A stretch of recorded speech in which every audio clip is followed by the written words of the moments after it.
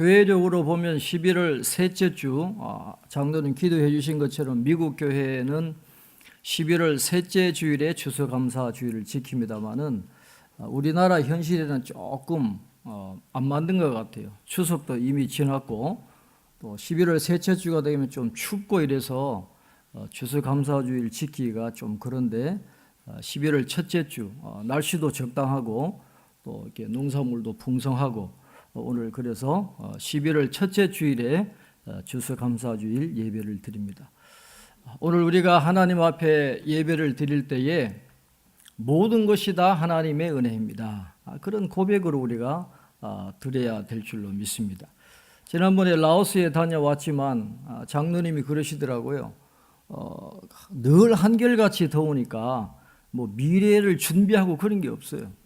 부지런할 수가 없겠더라고요. 날씨가 더워가지고 사람이 늘어지니까 뭐 어떻게 부지런하고 그렇게 할 수가 없어서 참 가난한 그런 나라인데, 우리나라는 봄, 여름, 가을, 겨울 수시로 바뀌니까 항상 준비를 해야 된다는 거예요. 봄이면 여름을 준비해야 되고 또 추위가 올 거니까 또 추위를 또 준비해야 되니까 우리는 늘 준비해야 되니까 긴장해야 되고, 그래서 부지런할 수밖에 없고, 그래서 봄, 여름, 가을, 겨울이 있다라는 것이 참 감사하다, 그런 말씀을 하시더라고요.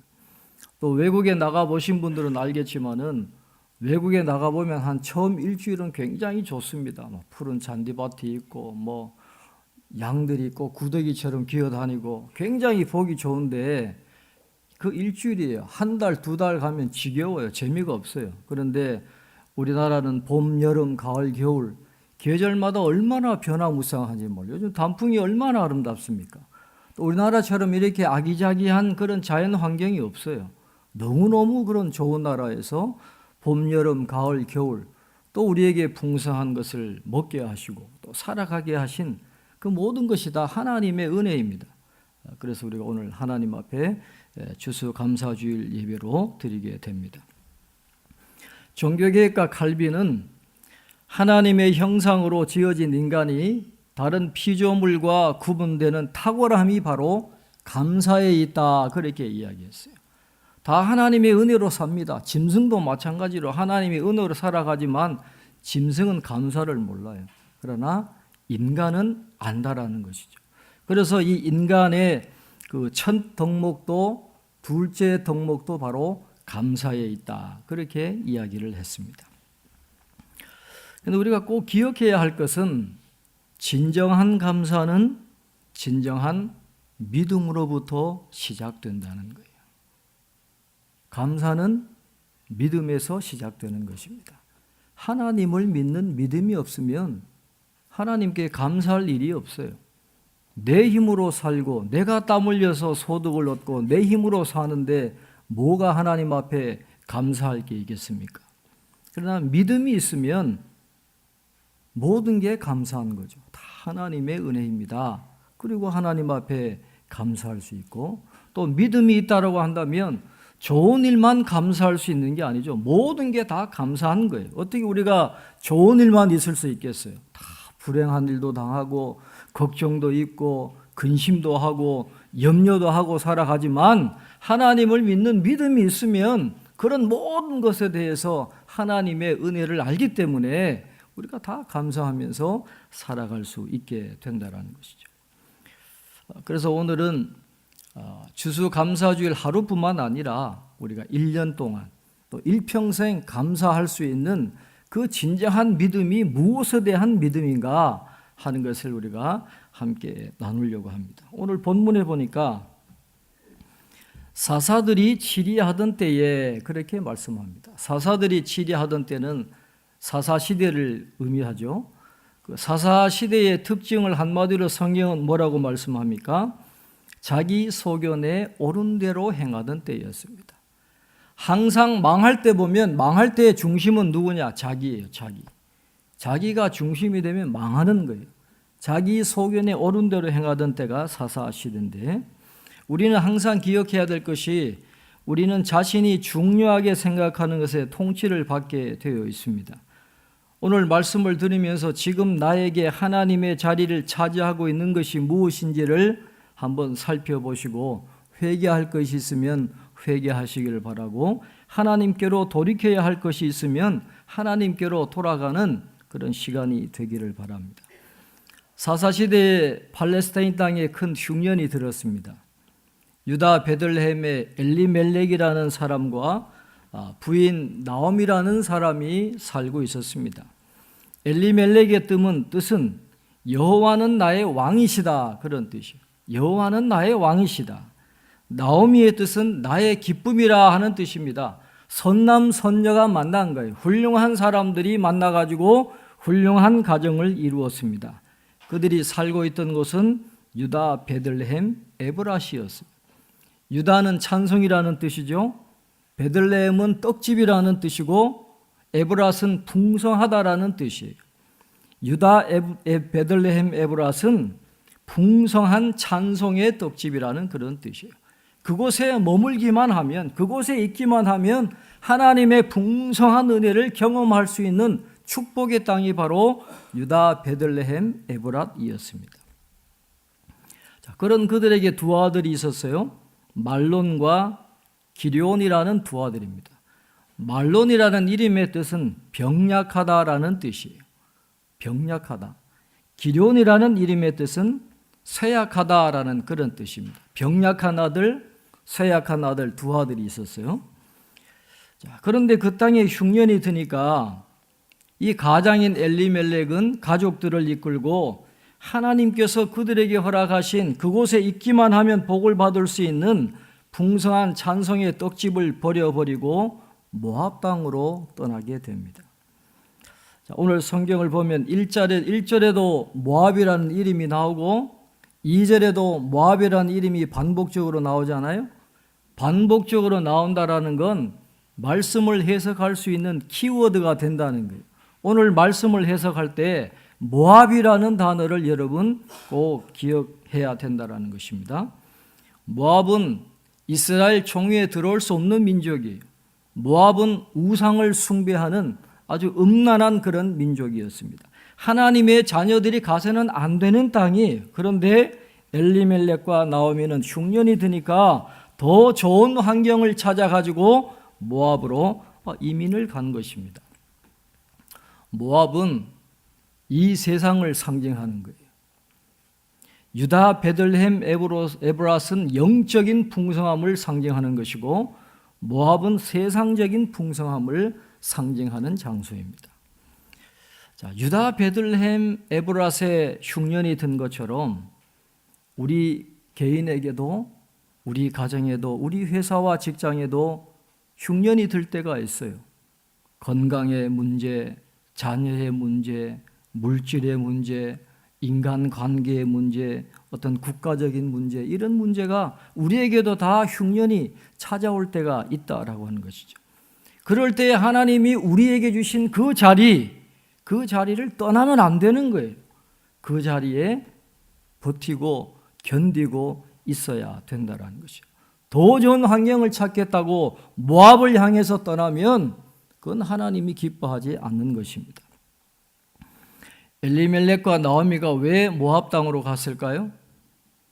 조금 전에도 말씀을 드렸지만은 말론은 병약한 아들이었어요. 기럧은 쇠약한 아들이에요. 그러면 왜 그곳으로 갔을까요? 자식 때문에 간 거예요. 자식이 우상이 된 거예요. 자식 잘 키워보겠다라고 모압 땅으로 가게 되었다는 거예요. 우리나라에도 기러기 아빠들이 많잖아요. 아빠 혼자서 한국에서 생활해가 돈 벌어가지고 부인하고 애들은 외국 가서 공부하고 있는데 그 뒷바라지 하느라고 아빠는 죽어나는 거예요. 그럼에도 왜 그렇게 합니까? 자식이 우상이니까 자식 잘 되는 꼴 보려고 그렇게 고생을 하는 것이죠. 자식이 우상되는 경우가 얼마나 많아요? 외국 가는 경우에 대부분이 이 자식 때문에 가는 분들이 굉장히 많이 있어요. 그런데 천국을 꿈꾸면서 모압으로 갔는데 그들에게 어떤 일이 닥치게 됩니까? 엘리멜렉이 죽어버려요. 졸지에 나오미가 고국도 아니고 저 이방 땅에서 과부가 됐다라는 거죠. 이 사별의 스트레스는 말로 할 수 없습니다. 지금도 이 사별하는 이 과부가 됐다라는 그 스트레스가 지금도 굉장히 큰데, 이 고대 이 나오미가 살던 당시에 그것도 타국에서 살아가는 과부의 스트레스는 1000%에 이른다 그래요. 1000%. 고향 땅도 아니고 이방 땅에서 과부로 살아가는 게 그 정도로 어려운데 남편이 그렇게 죽어버리고 말았다는 것이죠. 그런데 두 아들은 남아있잖아요. 말론과 기련이 남아있는데 그 두 아들이 결혼했습니다. 그런데 모압 여자들과 결혼했다 그랬어요. 오르바와 루시라는 모압 여인들을 며느리로 맞이하게 된 거예요. 여러분, 한번 영적으로 길을 잃어버리면 하는 일이 다 그래요. 이제는 점점 바닥으로만 떨어집니다. 남편 죽어버렸죠. 두 아들 결혼시켰는데 이스라엘 여자들이 아니에요. 모압 여인들과 결혼시켰다. 모압이라는 단어가 계속 나오는 거예요. 계속 바닥으로 떨어지고 있다는 것을 오늘 성경은 보여주고 있는 것이죠. 나오미가 모압 땅에 한 10년 정도 거주하니까 두 아들도 다 죽어버리는 거예요. 병약한 아들, 쇠약한 아들. 아니 그 아들들 잘 되라고 모압으로 갔는데 남편 죽어버리고 두 아들 다 죽어버리는 거예요. 본인도 가부죠. 쌍가부의 쓰리가부가 된 거예요. 3명의 가부가 어떻게 살겠어요? 기가 막힌 일이에요. 3000% 스트레스가 있는 그 세 가부가 이방 땅에서 지금 살아가야 되는데 이거 어떻게 살겠어요? 그런데 그 고난 중에 놀라운 일이 일어나는 것이죠. 자, 6절 말씀을 한번 우리 같이 읽겠습니다. 6절입니다. 그 여인이 모압 지방에서 여호와께서 자기 백성을 돌보시사 그들에게 양식을 주셨다 함을 듣고 이에 두 며느리와 함께 일어나 모압 지방에서 돌아오려 하여. 아멘. 오늘 이 6절 말씀 속에 중요한 포인트가 있어요. 여호와께서 자기 백성을 돌보시사 그들에게 양식을 주셨다 함을 듣고 그렇게 말했어요. 엘리멜렉과 나오미의 집은 여러분 부자였습니다. 가난한 사람은 이민을 갈 수가 없어요. 돈이 있어야 가는 거예요. 그러니까 엘리멜렉과 나오미는 돈이 좀 있으니까 모든 재산 처분해가지고 돈을 들고 모압으로 간 거잖아요. 그러니까 자식들도 모압 여인들에게 또 예쁜 며느리들을 얻을 정도로 괜찮았던 그런 과정이지만은 형편이 좋을 때는 들리는 게 없었어요.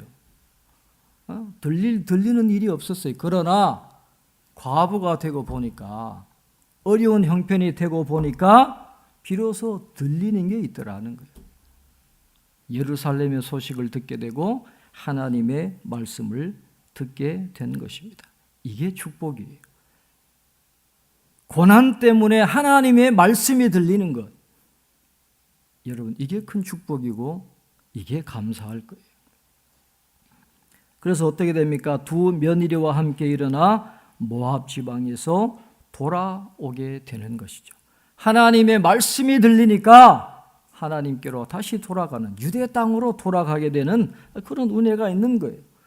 이 나오미는 모압 땅에 살면 안 되는 여자죠. 예수 그리스도의 계보를 이어가야 될 책임이 있는 하나님이 택한 그런 사람이었기 때문에 그는 그곳에 살면 안 되는 거예요. 그런데 그걸 모르니까 하나님이 고난이라고 하는 사건을 통해 가지고 그로 깨닫게 하시고 말씀이 들리게 하시고 다시 유대 땅으로 돌아가게 하시는 것입니다. 모압의 가치관으로 자녀를 키우는 것은 사망의 길로 가는 겁니다.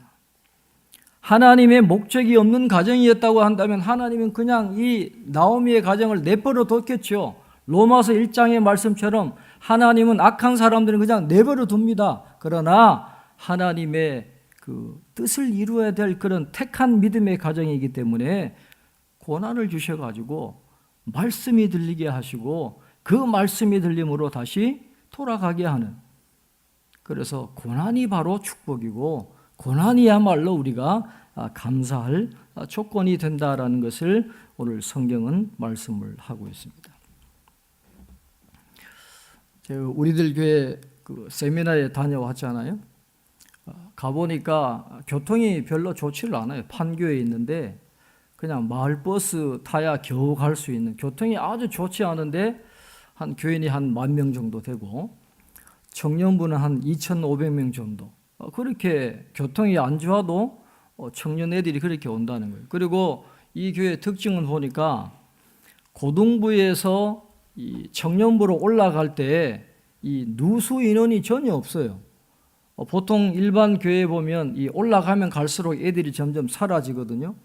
초등부에서 중등부 올라갈 때 몇 명 떨어지고, 중등부에서 고등부 올라갈 때 떨어지고, 고등부에서 청년대학부 올라갈 때 떨어지고, 이런 데의 현상인데 그 교회는 한 명도 낙오되지 않고 다 그냥 그 청년부로 올라가서 신앙생활을 하는데 비결이 있더라고요.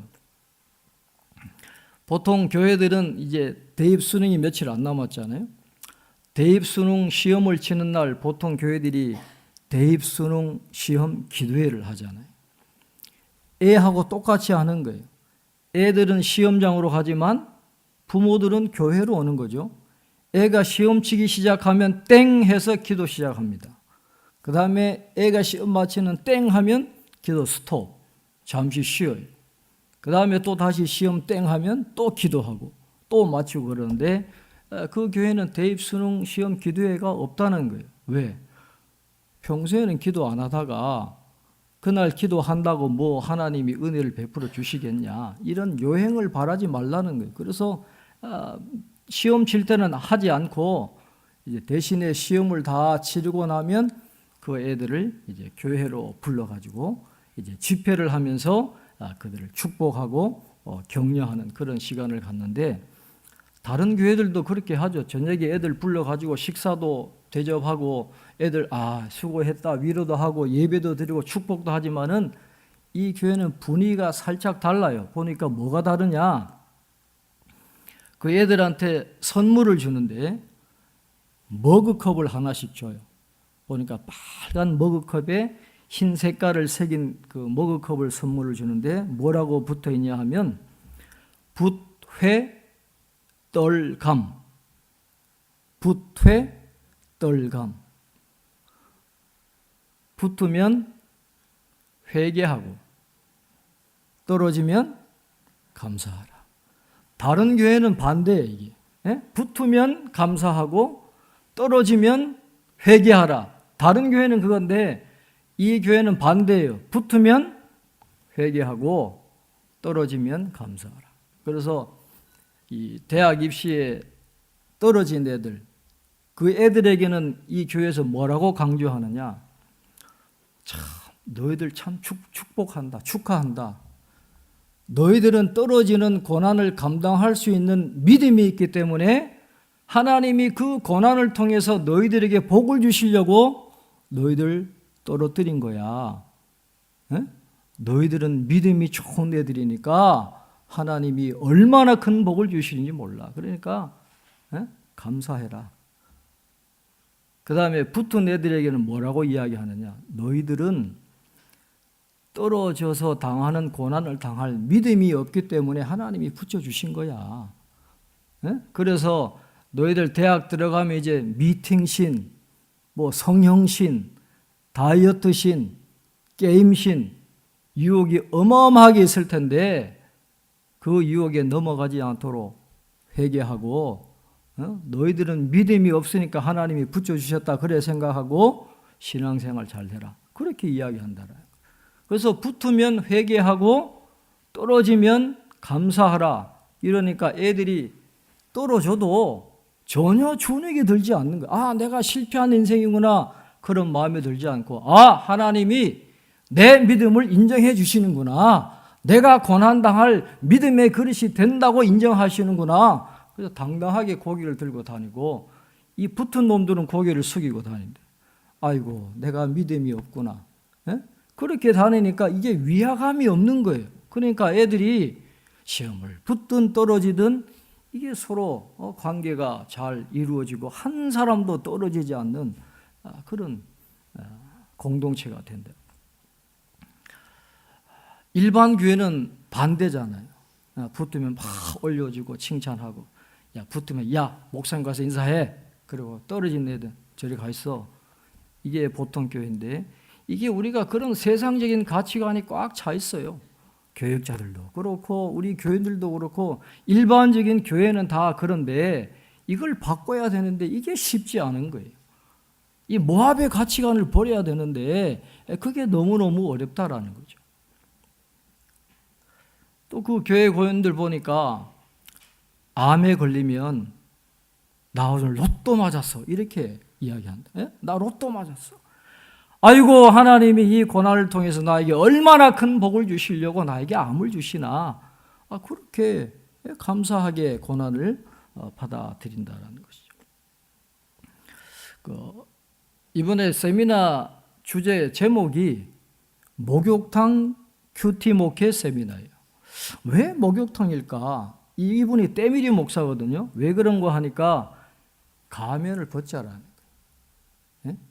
우리가 살면서 다 페르소나, 이 가면을 쓰고 있어가지고 속에는 병들고 속에는 우울하고 속에는 다 죄인이면서도 다 감추고 이 폼생폼사 그럴듯하게 다니는데 교회에서는 그러지 말자라는 거예요.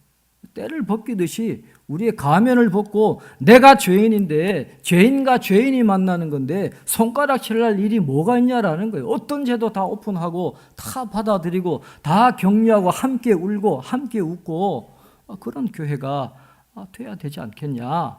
그래서 목욕탕 큐티 목회 세미나인데 이 세미나의 특징은 간증을 많이 해요. 보니까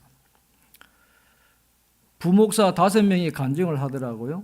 이 부목사 5명은 김양재 목사님으로부터 치리당한 잘못이 있어가지고 3개월 정직을 당한 거예요. 새벽기도 설교 금지 뭐 이런 식으로 3개월 벌을 받아가지고 이 5명이 간증을 하는데 너무너무 스트레스가 된다라는 거예요. 오래 안 보이면 교인들이 전화한답니다. 목사님 치리당하셨어요? 이 아주 사람 아주 잡는 거라는 거예요. 그러니까 이 부목사 5명 전부 다 지금 정신과 약을 먹고 있다고 그래 간증을 하더라고요. 우리들 교회 특징은 웬만하면 다 정신과로 다 보낸대요. 정신과 가서 약 먹으라. 그리고 감옥에 갈 일이 있으면 목사님이 그런데요. 감옥 가시라. 괜히 피하지 말고 감옥 가라는. 그래야 회개하고 돌아오니까 우리들 교회는 감옥에도 많이 가고 정신과에도 많이 가고 다 그런. 간증도 보니까 일반 교회에서 그런 간증하면 그 사람 그 교회 못 살아요. 쫓겨나죠. 다 수근수근거리고 조롱하고 뒷말하고 뒷담화하고 그런 간증들이 쏟아져 나오는 거예요. 다 그 목회자들이 놀라는 거죠. 어떻게 이런 간증을 할 수 있냐. 그날도 간증을 많은 사람들이 하는데 동성결혼한 여자분 2분이 나와가지고 간증을 하는 거예요. 그래서 교회 등록을 할 때 아는 언니라고 그렇게 거짓말을 하고 이제 등록을 하고 우리들 교회에 다니는데 큐티를 하다 보니까 이게 동성애가 죄라는 걸 자기가 알게 된 거예요. 그래서 이 목장 모임이라 우리로 이야기하면 구역이잖아요. 그 목장 모임에서 그 죄를 오픈을 했다는 거예요. 내가 사실은 동성애자고 지금 같이 사는 분이 언니가 아니라 내 아내다, 부부다라는 거예요. 그래서 자기는 걱정을 많이 했대요. 이래 죄를 고백하면 내가 이 교회에 더 이상 있지 못하겠구나 그랬는데 그 다음날 수많은 문자가 자기 핸드폰에 들어왔는데 목원들이 이런 문자를 보냈다라요. 자매님, 자살하지 않아서 감사합니다. 자살하지 않고 견뎌주어서 감사하다. 그래서 죄를 오픈해 줘서 고맙다. 앞으로 자매님을 위해서 우리가 계속해서 기도하겠다. 이런 격려의 메시지. 여러분 다른 교회 같으면 상상이나 되겠어요? 더러운 여자라고 돌 던지지 다 그렇게 받아들이는 거예요. 그러니까 이분이 펑펑 울게 돼. 그렇게 동성애에 빠지게 된 원인이 뭐냐? 아버지 때문에 그래요. 아버지 때문에. 아버지에 대한 상처 때문에 남자가 싫은 거예요. 그러니까 여자가 다정하게 다가오니까 그냥 동성애에 빠지게 된 건데 그게 나중에 죄라는 걸 알게 됐다라는 것이죠. 그래서 말씀으로 그러면서 내가 이 죄 때문에 이렇게 교회에 나오게 되고 예수님 믿게 되어서 감사하고 이제는 아버지를 위해서 기도한다라는 거예요. 그렇게 상처 준 아버지가 너무너무 불쌍해서 그 영혼 구원을 위해서 기도하니까 그 고난당한 게 바로 오히려 나에게 더 감사하다. 그렇게 간증을 하는 겁니다. 그런데 이런 간증만 듣다 보면 그 교회 교인들이 전부 찌질한 사람들만 있는 줄 아는데 그렇지 않더라고요. 대단한 분들 많더라고요. 그날 간증할 때 보니까 헌법재판소 법관이셨던 분도 간증을 하고 지금 조국 교수 바로 맞은편에 있는 서울대학교 법학전문대학 맞은편에 있는 교수님도 뭐 조국 교수보다 스펙이 어마어마하게 훌륭한데 그분이 간증하는데 나 잘났어 그게 아니라 내가 죄인이라는 걸 간증을 하는 거예요. 다 내가 죄인이라. 그리고 대기업 CEO 하셨던 분들도 그렇게 많더라고요. 한 분이 대기업 유명한 CEO이셨는데 이름만 대면 다 아는 그런 회사예요. 이런 간증을 해요. 바람을 피웠다라는 거예요.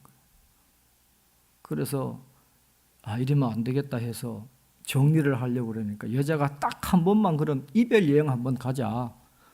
그래서 마지막 이별 여행을 가려고 부인한테는 출장 간다고 거짓말을 하고 인천공항으로 갔는데 아내가 수상해서 따라가가지고 그 현장에서 잡힌 거예요, 아내한테. 그래서 바람 피웠다는 게 발각이 나가지고 두 손이 발이 되도록 빌고 했는데 나중에는 그 아내가 또 암이 걸려서 그 병수발하면서 겪었던 고통, 또 아이가 장애인이라 가지고 그 아이 때문에 겪었던 그런 고통을 쭉 이야기하면서 그런 고난이 없었다라면 나는 예수 안 믿었다. 예? 화려하게 살았기 때문에 그런 고난이 없었다면 나는 예수님 안 믿었는데 그 고난이, 그 사건이 말씀을 통해서 나의 죄를 바라보게 하고 하나님의 교회에 붙어 있게 하시고 하나님의 말씀을 의지하면서 살아가게 한 것, 이것이 정말 감사하다. 그렇게 고백을 하는 거예요. 자녀들이 공황장애 있고 우울증이 있고 뭐 자해하고 ADHD 이거는 뭐 한도 끝도 없어요. 그런 간증하는 분이. ADHD는 뭐 애들만 있는 줄 알았는데 성인 ADHD도 그렇게 많더라고요. 자기가 ADHD 앓고 있다 그러고 이 조용한 ADHD는 ADD라는데 ADD라는 그런 또 종류가 있더라고요. 그래서 보이지는 않지만 그런 질병 앓는 사람도 많고 그렇지만은 그 고난이 아니었다면 예수 안 믿었다라는 거예요. 그러나 그 고난 때문에 내가 예수님을 믿고 믿음 생활하니까 그 자녀 때문에 내 질병 때문에 내가 교회에 붙어 있고 말씀 의지하고 살아가는 거 이게 바로 하나님의 축복이다. 그렇게 간증을 하는 것입니다. 여러분 이효령 문화부 장관 잘 아시잖아요. 천하의 무신론자인데 그분을 전도한 분이 그 딸이잖아요. 이민아 목사님. 이분도 보통 여자가 아니었어요. 이화여대 영문과를 조기 졸업했습니다. 그리고 나중에 이제 미국에서 성공적으로 검사 생활도 하고 했지만은 그 아픔이 굉장히 많아요. 이분이 이 아버지가 너무 바쁘다 보니까 아버지의 사랑을 못 받았다라고 생각하는 거예요. 그래서 늘 아버지의 사랑을 갈급해가지고 사랑만 있으면 된다 그래가지고 부모님이 반대하는 그런 결혼을 했어요. 그래서 반대에도 무릅쓰고 이 사랑 하나 때문에 결혼해가지고 미국으로 건너갑니다. 그럼 뭐 부모님이 안 도와주니까 뭐 밑바닥부터 생활해야죠. 주유소에서 일하면서 뭐 자식도 낳고 굉장히 힘들게 살아갔대요. 그래서 쉬는 날이 있으면 이 이민아 목사님은 목사 되기 전에 어디 바닷가에 가가지고 차도 한잔하고 그런 재미를 좀 가졌으면 좋겠는데 남자는 집에서 그냥 쉬고 잠만 자기를 원하니까 이게 서로 안 맞는 거예요. 그래서 사랑 하나 보고 시집을 왔는데 사랑이 없어지니까 아이고 이혼해야 되겠다 해가지고 이혼을 했어요. 그리고 재혼을 했는데 자폐아를 놓잖아요. 그래서 이 자폐아 아들 키우느라고 7번 이사를 하고 학교를 옮기고 또 하와이에 정착을 하게 되는데 또 자기도 실명의 위기가 닥쳤어요. 그런데 그 와중에 첫째 아들이 26살까지 잘 자라주더니 감기 한번 앓다가 그냥 죽어버렸어요. 그러니까 그 모든 걸 기대했던 첫 아들이 죽어버리니까 땅이 무너지는 것 같은 그런 고통을 받았는데, 그런데 그때 그분이 이런 고백을 해요. 그 아이가 죽고 나니까 비로소 다른 집 애들이 눈에 들어오더라. 그렇게 이야기하는 거예요. 자기는 그걸 몰랐대요. 자기가 자기 애하고 다른 애를 차별하는 걸 자기는 몰랐다라는 거예요. 자기는 자기 애하고 다른 애들하고 차별하지 않고 잘 대해줬다라고 생각을 했는데 자기가 은연중에 그렇게 차별하고 있더라는 거예요. 그래서 아이를 잃어버리고 난 다음에 그 다른 아이들에게 달려가는 그런 목사가 되었다. 그렇게 이야기를 하는 거예요. 그런 고통이 없었다면 화려한 삶을 살 수 있는 금수저 아닙니까? 대표적인 금수저잖아요. 고난이 없었다면 그분이 목사가 됐겠어요? 고난이 없었으면 그분이 예수님을 믿었겠어요? 고난이 없었으면 수많은 아이들의 생명을 살리는 그런 귀한 사명을 감당할 수 있었겠습니까? 아니다라는 고난이 감사해요. 고난 때문에. 그래서 그 고난을 통해서 이겨내고 또 나중에 아버지도 전도하는 그런 은혜가 있게 된 거죠. 말씀을 맺겠습니다. 그렇게 고난당하는 분들도 감사하다면 고난당하지 않고도 예수님을 믿고 이렇게 믿음 생활을 할 수 있다는 거, 여러분 그것도 얼마나 감사한 일입니까? 그런데 분명한 건 고난당하지 않으면 말씀이 들리지가 않아요. 아무리 오랫동안 성전 문 드나들어도 하나님의 말씀이 들리지 않는다라는 거예요. 너무 평안하고 만사형통, 물론 살아가는 데는 좋을지 모르지만은 영적으로는 그게 별로 도움이 안 돼요. 김양진 목사님이 그 집사일 때부터 큐티 모임을 많이 지도를 했어요. 그래서 그 강남에 있는 부잣집 부인들이 많이 왔답니다. 근데 부잣집 부인들은 이 목사님의 그 집사 때 말씀을 해석하고 간증하고 그런 데 관심이 없더라는 거예요. 늘 모이면 뭔 이야기 하냐? 야, 어느 백화점에서 세일한대. 뭐 어느 탤런트 있고 난 운비에서 좋지 않니? 그런 이야기들만 하지 말씀이 귀에 들어오질 않는 거예요. 도무지 뭔 말인지 이해도 하지도 못하고 관심도 없어요. 그런데 정말 그분 표현으로 찌질한 인생들, 시골, 깡시골 출신으로 초등학교도 졸업 못하고 환난당하고 원통하고 빚지고 온 그 여자분들은 그렇게 말씀이 잘 들리더라. 어떻게 그렇게 말씀을 해석을 잘하세요? 어떻게 그렇게 간증이 그렇게 아름답습니까? 하면서 그렇게 말씀을 쏙쏙 받아들이더라는 거예요. 그래서 지금 그 교회의 주축은 누구냐? 부잣집 아주머니들이 아니. 환난당하고 빚지고 원통당하고 그 깡시골 출신들, 학교도 제대로 못 나온 그분들이 다 초원직이 목장직이 그 교회의 중심 주축이 되었지 이 부자들이 아니었다라는 것이죠. 물론 우리가 고난을 일부러 찾아갈 필요는 없어요. 그렇지만은 혹 우리 가운데 지금 어려움이 있다라고 한다면, 자녀 문제라든지 건강 문제라든지 또 뜻하지 않은 그런 여러 가지 아픔이 있다라고 한다면 그 환경을 벗어나려고 모압으로 가지 마시고 그 축복의 땅에 계시기를 바라요.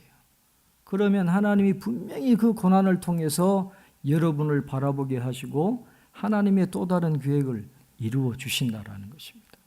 그래서 진정한 감사는 진정한 믿음에서 시작되는 거예요.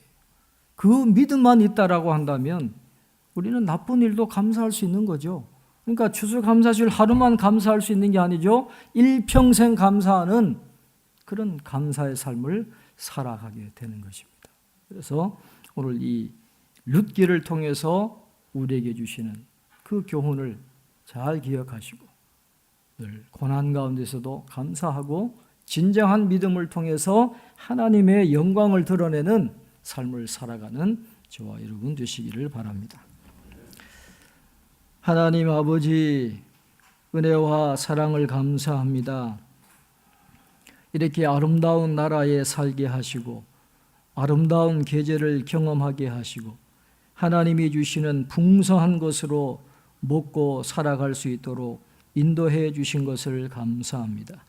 오늘 추수감사 주일을 보내면서 1년 동안 베풀어 주신 하나님의 그 다함이 없는 풍성한 사랑을 기억하며 귀한 예물을 드리고 또한 헌물을 드리는데 이 손길을 연락하여 주시고 드리는 모든 분들에게 넘치는 은총으로 충만하게 채워 주옵소서.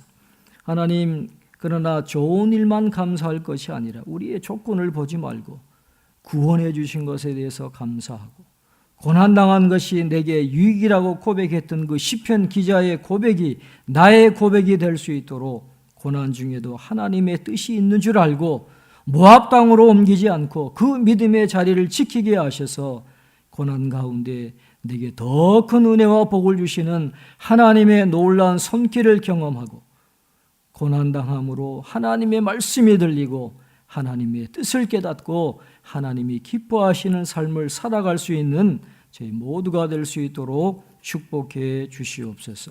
감사하고 예수님 이름으로 기도하옵나이다. 아멘.